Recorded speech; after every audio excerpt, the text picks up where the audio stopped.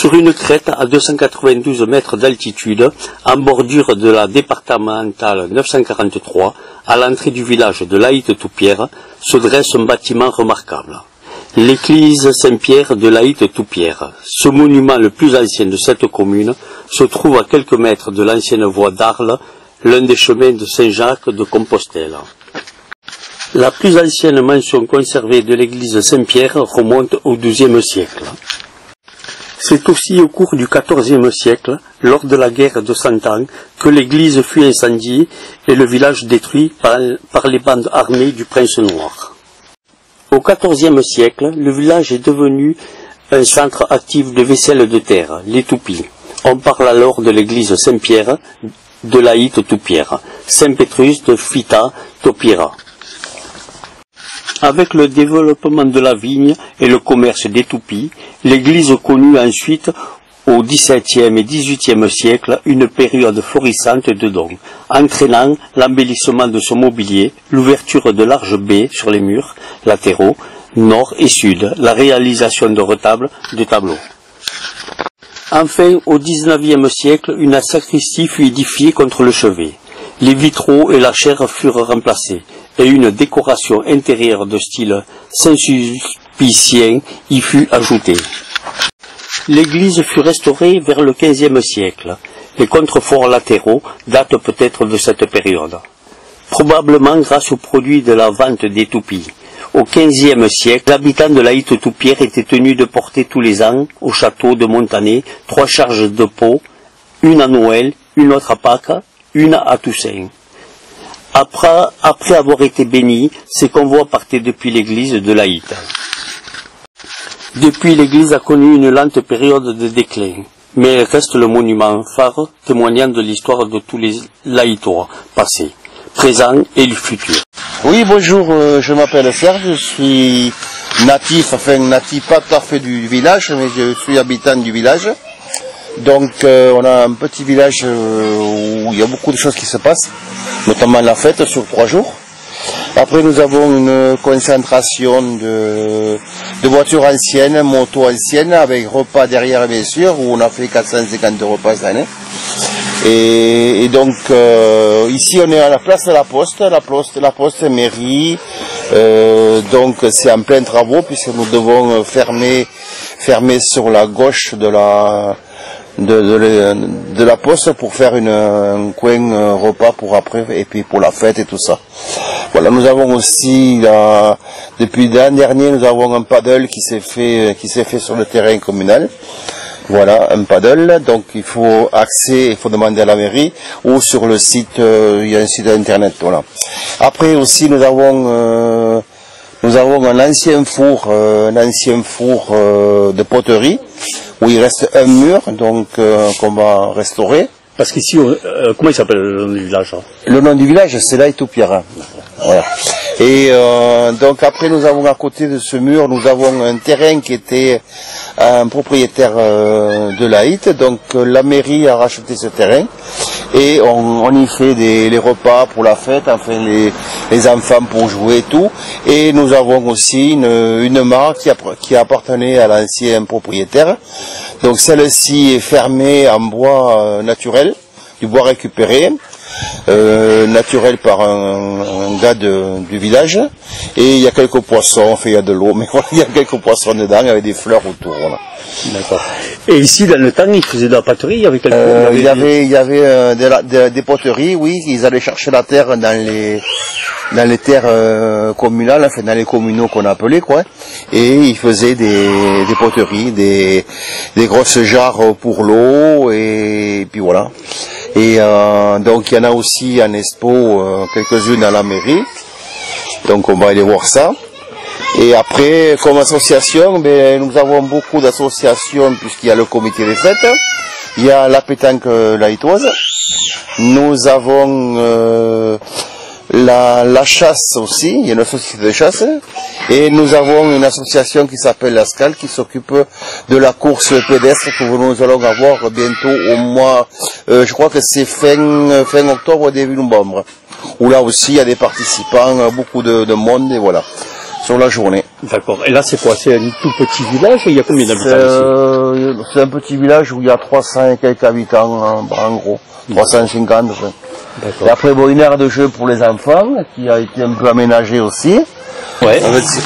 Tous les vendredis, il y a les repas de Jean-Louis Darré, qui est traiteur sur l'Aïe-Toupière, et qui, durant tout l'été, nous fait des menus au niveau du kiosque. D'accord. À emporter ou à consommer sur place. D'accord. Et le dimanche, vous réunissez ici pour l'apéro? Oui. Quoi, tous les dimanches ou non? Tous les dimanches. Tous les dimanches, oui. Bon, vous retrouvez à combien à peu près ici?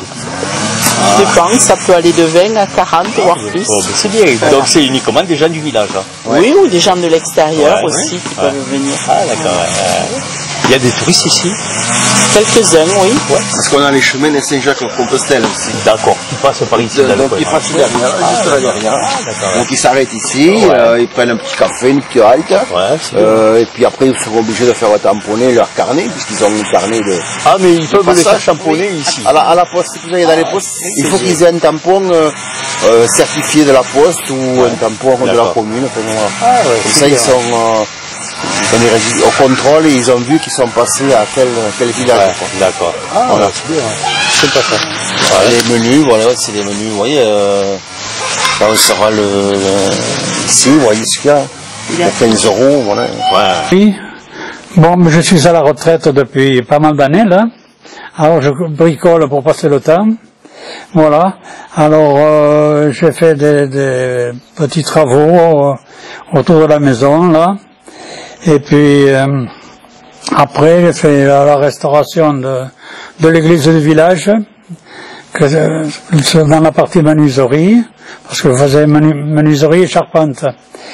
Et puis, après, oui, une petite charrette qui se trouve sur la place de la poste. Voilà. Et puis, toutes les décorations qu'on voit autour de la maison, c'est vous qui les avez faites, hein? Ah oui. Alors, qu'est-ce qu'on peut trouver chez vous, alors? Eh ben là, j'ai fait des puits, quelques puits, deux puits, là. Il y en a un derrière, un puits en pierre, un autre en bois, des petits puits.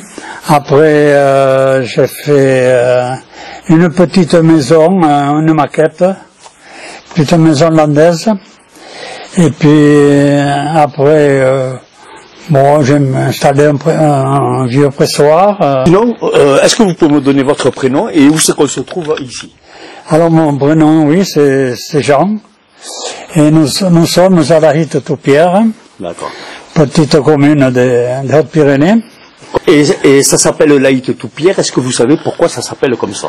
Alors, la Haute, ça veut dire la butte, Toupière, parce que dans le temps, il y avait une industrie de toupiste, c'est-à-dire de peau en terre. Voilà. Un artisanat qui a été arrêté en 1927. Voilà. Et alors, je pense que le nom vient de ça, de Toupière. Yes. Voilà, après... Et donc, est-ce qu'on trouve des lavoirs? Est-ce qu'on trouve des moulins? Est-ce qu'on trouve qu'est-ce qu'on peut trouver ici? Alors, il y a encore un moulin, oui, un moulin dans le bas, là, qui est habité d'ailleurs. Un vieux moulin qui n'est plus de service, hein. Un moulin à eau, quoi. D'accord. Et puis après... il y a des commerces dans le village ou du tout?